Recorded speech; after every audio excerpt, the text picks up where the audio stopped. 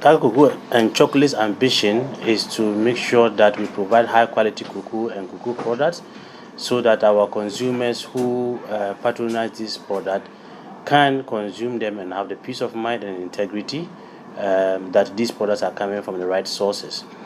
To be able to do this, we implement programs through what we call the Cargill Cocoa Promise. And the Cargill Cocoa Promise is our global sustainability strategy that is aimed at improving farmers' livelihoods and community well-being. Since 2012, every year we have been releasing our report that categorizes or captures our main achievements or the work that we do with our cocoa farmers. And the 2018 and 19 report is one of such reports that we have released quite recently. And what benefit has the report delivered globally? So, for the Cargill Cocoa Promise, is hinged on 5 sustainability pillars. One of them has to do with farmer livelihoods. The other one is community well-being. We have protecting the planet, consumer confidence, and transformation together. Now, when we look at farmer livelihood, which focuses on the interventions we put in place to ensure that farmers produce sustainably and improve on their incomes and livelihoods.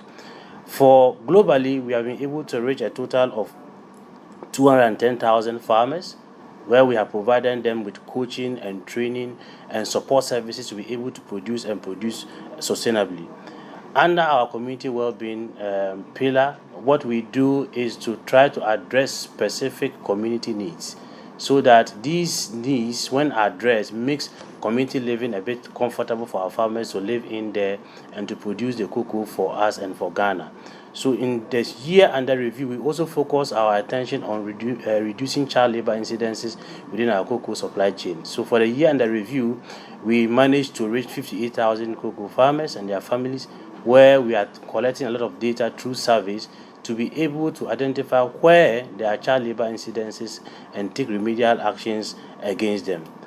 Under our protecting the planet pillar, our focus is to ensure that our farmers are producing without necessarily causing any harm to the environment and especially to our forests. So over the period to be able to do that, we need to know exactly where our farmers are located.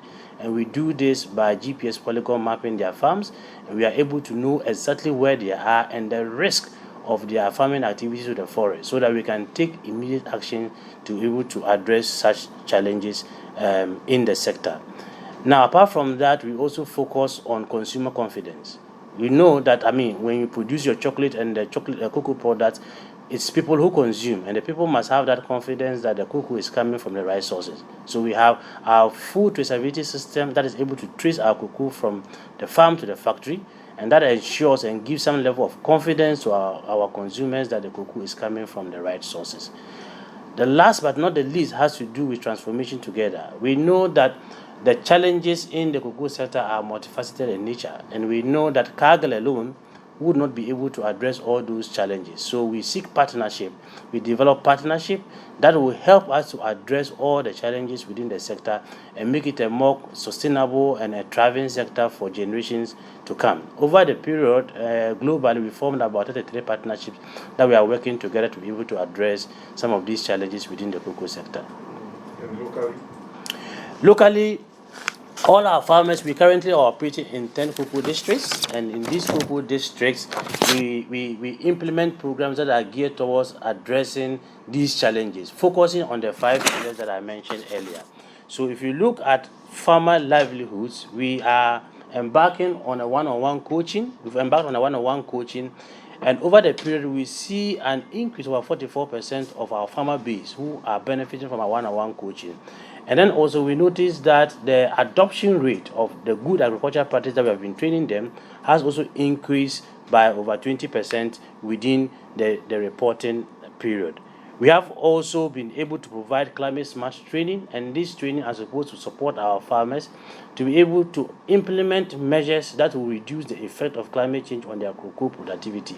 So over the period of over 28,000 farmers have benefited from this training in the year under review. We also support our farmers with hybrid cocoa planting materials so that they are able to rehabilitate their aged and diseased cocoa farms in order that they will improve on their productivity. So on the year under review, we managed to raise over 174,000 cocoa seedlings that we have distributed to farmers, and we are hopeful that this will help them to transform their farms and bring their productivity levels to a level that is well appreciable. Now, we also are focusing on community development, like I mentioned, and our focus has been in partnership with CARE, where we are looking at addressing specific community gaps within our communities and making lives comfortable for them. And we're also focusing on education as well. With regards to protecting the planet, we have been able to do a 71% GPS polygon mapping of our farms, and by so we are able to know the exact location of the farms, the risk they pose to the protected area, and the measures we put in place to ensure that farmers are able to produce sustainably. So, in Ghana, these are some of the effects that we are having, or impact we are having on our farmers with our Cargill Cocoa Promise. We are in a digital era now, and how is the digitalization playing through in all of this, and how are the farmers actually responding to Okay. So you are right. So digitalization has become the norm. I mean, and Cargill recognizes the fact that we need to bring digitalization into the work that we are doing globally and in Ghana as well. One of the key things that we have been able to do as a company is to ensure that our farmers who trade with us do not receive physical cash for the business that they sell to us. We register all our farmers. We are providing them with e-money accounts.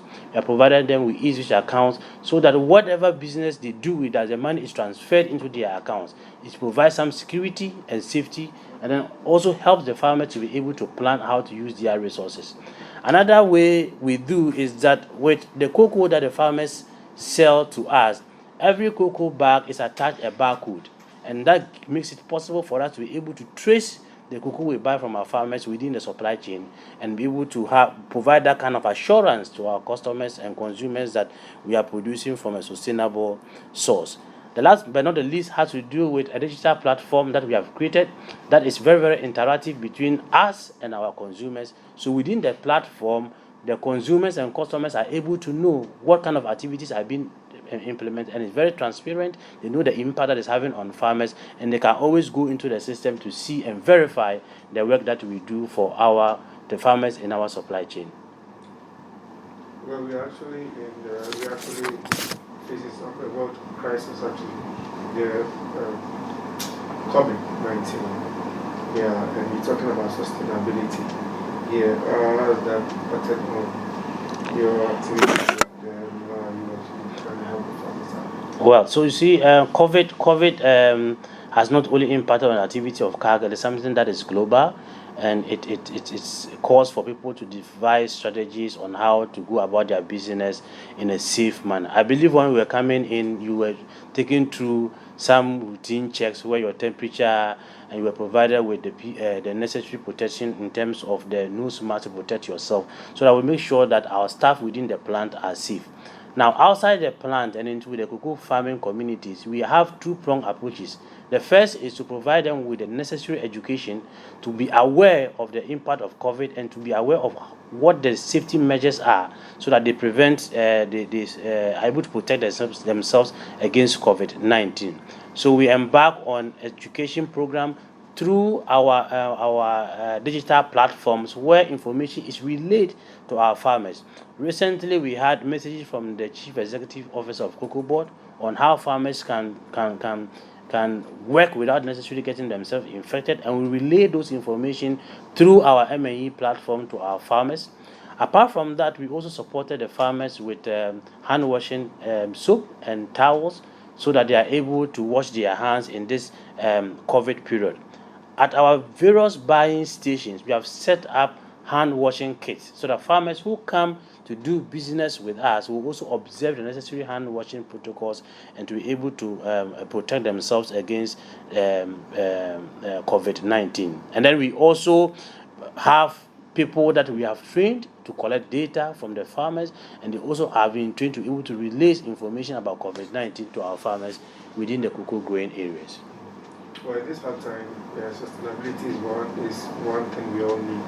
how do you intend to actually extend this to as many more farmers as possible? Yeah, because of the unique nature of our operation and the transparent manner in which we are operating, a lot of communities and districts are calling on us. We acknowledge the fact that our activities are bringing a lot of impact on them. So our plans for the year is to expand into several districts. Currently, we are operating in 10 districts. Our plan is to add more districts to these operations so that we can bring this unique LBC model, our transparent nature of operation, and the impact of the Cargill promise on a wider farming communities, and to sustain the sector in line with the cocoa board strategies. Well, anything more you want to add? Yeah, so what I can add is that Cargill has come to stay. Cargill has come for farmers, and we believe that our unique models, we also believe that the Cargill cocoa promise is the way to go. And we are also want to appeal to communities and districts who are calling upon us to come, that yes, we would be there, but it takes time. We need to engage them and make sure that the model that we are bringing on board will be beneficial to them. So I want to take this opportunity to thank all farmers who have been working with us, to thank all the staff who are on the field doing all kind of engagement with our farmers, that yes, the future is bright. When we put ourselves together, we will bring a lasting solution to some of the challenges that farmers are facing in the cocoa growing communities. Yes, yes. You should be a politician. For the way. For the way. Politician, we're quiet.